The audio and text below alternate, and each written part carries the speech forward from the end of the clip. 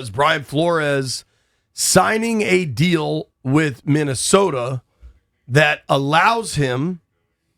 Obviously, Brian Flores was already the Minnesota defensive coordinator for the last 2 seasons, and his contract was up. Most of the time, assistant coaches and coordinators sign 2 or 3 year deals, just so people are aware of that.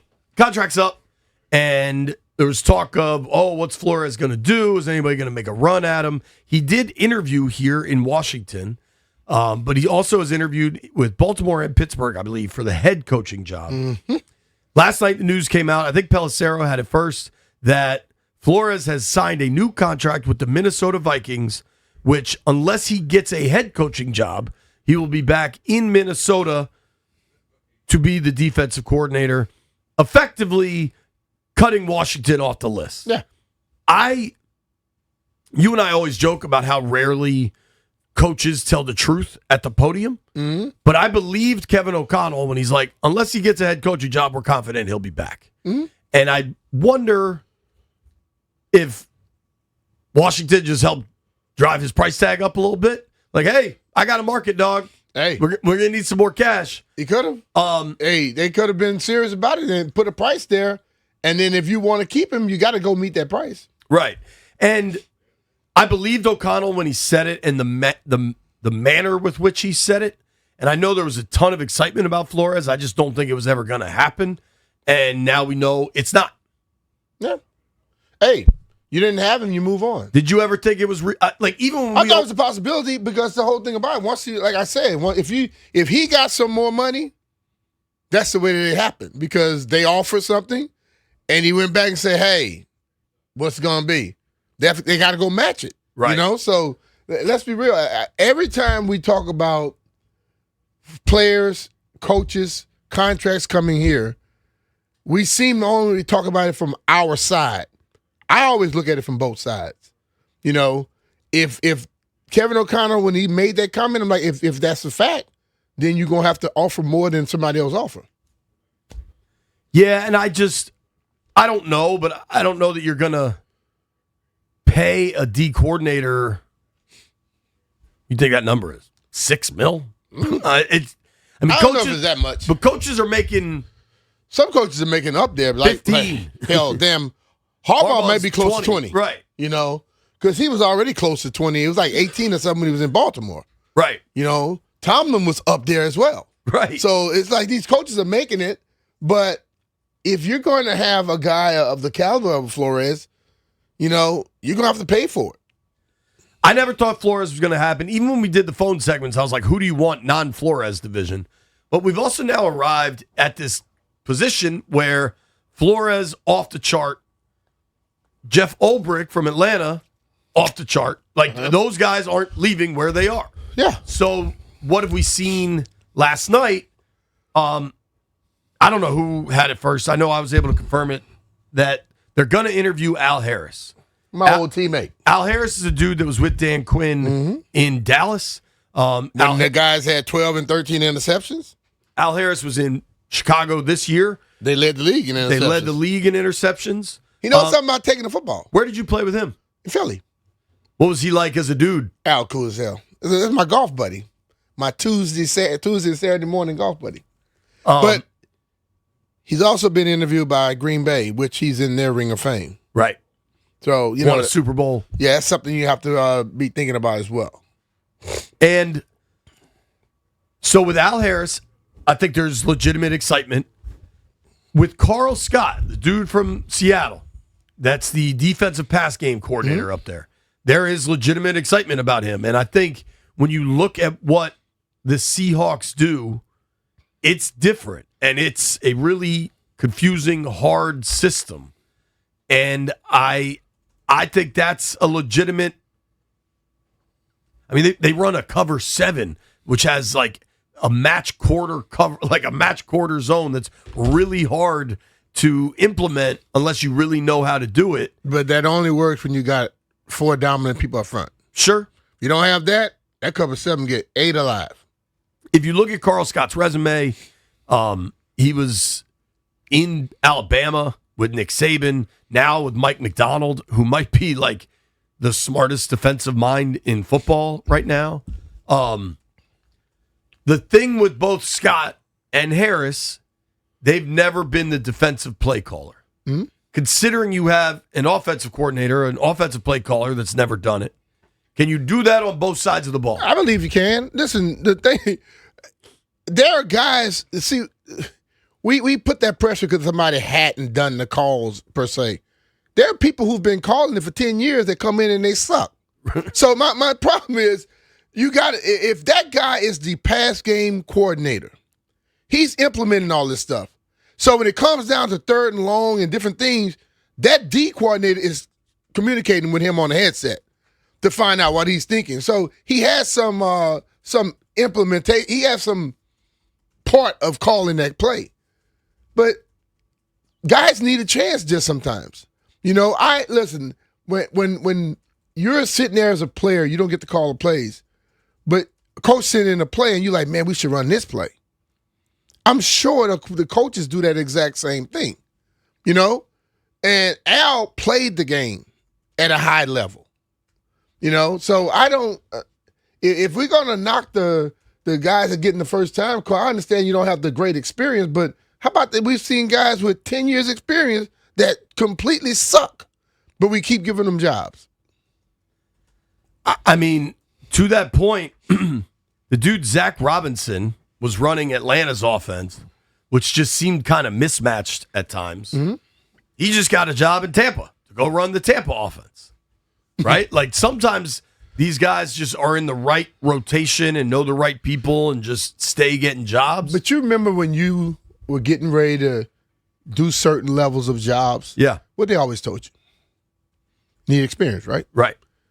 And you were wondering, how the hell am I going to get the experience? Nobody to give me an opportunity to do it. But when you jumped into it and you dedicated yourself to it, you were able to accomplish a lot because of it. Because it comes down to who's going to work and who's going to BS. And if you got guys that are going to work at it, I don't think you have a problem per se. It's always a learning curve. It's a learning curve if a guy been calling. If you've been calling it for 10 years and then you go to another team and they have a different mindset, you have a learning curve of what they like to do. So it doesn't make a difference if you got experience or you don't. Like when I was here in Washington for 10 years, when I went to Philly, I was always running plays, but I had to learn a new way of doing things how they wanted it to do. Went to New York, exact same thing. It's the same thing when it comes down to play calling. Now, it also seems, considering there hasn't been a big shakeup, at least on the offensive side of the ball, the offense is going to look similar. Maybe they're under center more. Maybe there's more play action. But when you keep Blau and then you keep the offensive line coach, and as of now, everybody else is stuck around, that's not going to be a completely redesigned offense. Now, I think how you run things in-game would look different. If you brought Flores in, it would have looked completely different. Mm-hmm. If you bring Al Harris in, I'm not so sure it does. I don't know if Al was with Dan in Dallas for a bit. I think he might have been there a little bit 3 years, I think. Prior. He's been under other people's tutelage as well. He played under Jim Johnson in Philadelphia, went to to Green Bay and played under. So that person has a little different mindset of things they like to do as well. You know what Jim Johnson did? Blitz the hell out of people. Blitz. And I know Al believes in his cornerbacks being able to one-on-one coverage. Because that's what Troy Vincent, Bobby Taylor, they all had to do that. Because they were blitzing, they were bringing Dawkins from deep and everything. So they had to be able to handle that. But when you look at what he's been able to do, he had one receiver, but Trayvon had 11 or 12 interceptions. Bland came that next year and broke that. And then last year, what he did with the Bears, you have to believe that he has a damn good way of teaching his guys how to play some damn cornerback. You know what I'm saying? I'm going down the rabbit hole a little bit. But you know who I believe got a head coaching job without being a play caller, a primary play caller? John Harbaugh. Sure, but I was going to Andy Reid. When Yeah. when the Eagles hired Andy Reid, he was the QB coach and assistant head coach for the Packers, but Mike Holmgren's calling the plays there. Yeah. But like John Harbaugh was a special teams coach. And you know what they told me I had to do? Go coach a position before you get a head coaching job. So he went and coached linebackers. And then he got a head coaching job. Did it cause him any problem having success? Andy Reid, like you said, he wasn't calling the plays. But then now they won't give anybody else credit for calling plays when I know Andy is not calling every play. I know Andy's not calling the plays all the time because he got to a point where he like just can't keep up with it too much. Listen to this, and maybe you knew this, but you were still on the Skins at this point. Steve Mariucci was the offensive coordinator in Green Bay. He got the Niners head coaching job. Mariucci wanted to hire Andy Reid to be OC. Holmgren blocked that move. Mariucci hires Marty Morningweg, and then Reid leaves for the Philly job a year later. Yeah. 2 years later. Kind of interesting. But see, this is the thing, man. It's been, I guarantee if everyone just take time and think, in every profession out there, you've always seen a guy roll in, or a young lady roll in, and you're like, damn, they're damn good at this. They're like, they've done this before. It's no different in pro sports. It's always somebody that steps in and you go, that's why when you first start seeing Blau, you're like, man, this guy going to be a coach. You start hearing that about tons of people. Many people said it about Sean McVay. You know, when you start hearing that stuff, and then when I see multiple people talking about certain people, I forget about the fact that, well, he don't have the experience. The way certain people move all the way up is because they just got a little bit of something that you don't have. What do you say about this? This is a tweet I just got from Richmond John. Dan Quinn hired his boy from Dallas in Joe Witt to be the D coordinator. It very obviously did not work out. Do you share concern that he'd be doing it again with Al Harris? I've seen Al Harris have success without Dan Quinn, right? Right. Case closed. I also, didn't they try to interview Harris and Dallas wouldn't let him? They tried to do it before and they wouldn't let him. But the thing of it is, it's like the guy said before, if you date a girl from Denmark and it didn't work, if the next beautiful one came from Denmark and she like you, you won't date her just because she's from damn Denmark? This dude just came, he just went to another team and they led the league in interceptions, something that Joe talked about all the time but didn't get it done. He's been able to have like 12 interceptions in a year is astronomical, dude. And then Bland came right back and went one more than that. So there's something that they're doing or something he understands to get people doing stuff. But let's be real. No matter if it's Al, no matter if it would have been Flores coming in or whoever else, you got to get some more pieces to it. You know, yeah, you got some more bullets for this thing to go out there and make things happen.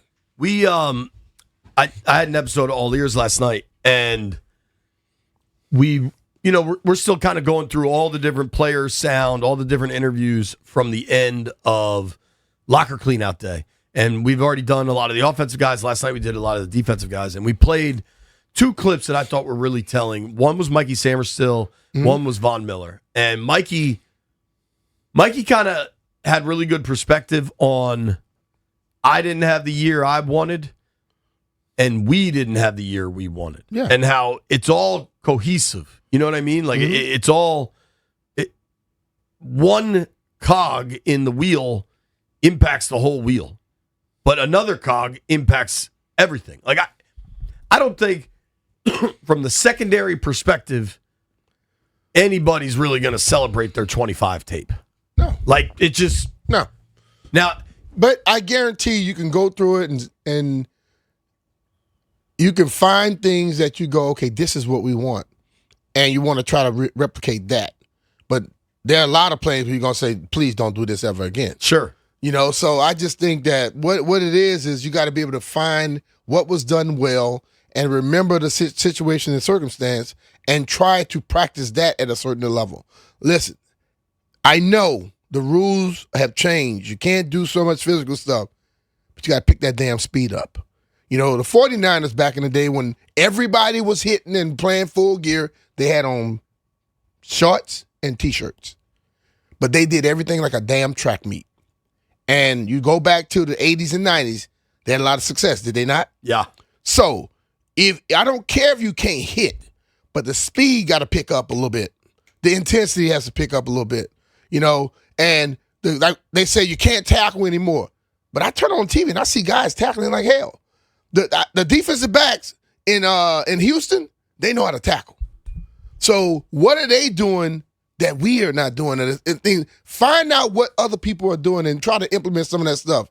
I understand you want to take care of guys, but one thing about what I've always learned about football, and I said it before, if you don't practice football, you're not going to be good at playing football. Well, and I think you got to reassess how you handle training camp, how you handle the preseason. It doesn't have to be much more physical. Like, when I left here and went to Philly, Andy said, we got 3 days or 2 days, and then we'll never go 2 days again. And I was like, oh, this is going to be a cakewalk. After that first week of not going 2 days, legs cooked. Man, I was like, what the hell is this? I said, yo, I'd rather put on pads. This dude because he had some of the background of 49er stuff. Sure, yeah. Because the homeroom came from there. Yeah, of course. And when you put on those pants and shorts and T-shirt, he wanted you running from period to period. Play, when you run a route, we don't walk back to the huddle. You get back to the damn huddle. And I found out the team was in much better shape, and we did things at a high level. That's what you have to continue doing. You don't have to kill each other in practice to get that done, but you have to be intentional on what the hell you're doing. The other clip we played was Von Miller, who I think has gotten to a stage of his career where Von Miller's going to the Hall of Fame. Like, his accomplishments are so significant. He's climbing up the NFL all-time sack list, all these things, right? He very clearly wants to play another season. Whether that's here or somewhere else, we'll find out eventually. But Von Miller got asked, with this defense this year, how bad, more or less, like, what could be schemed differently? And he's like, man, we had Wick calling plays, then we had Quinn calling plays. We weren't good with either of them. It ain't about the scheme sometimes. It's about guys. It's about guys making plays. And defensively, that's what I continue to circle back to. You got to get better on defense. You got to add new, young, fast talent. Like, we can talk about this all day long, and we'll do it for months when the free agency opens up. Young guys coming off rookie contracts, real guarantees, younger, faster, stronger. They said that's what they got to do. I think the defensive side of the ball is where that has to happen.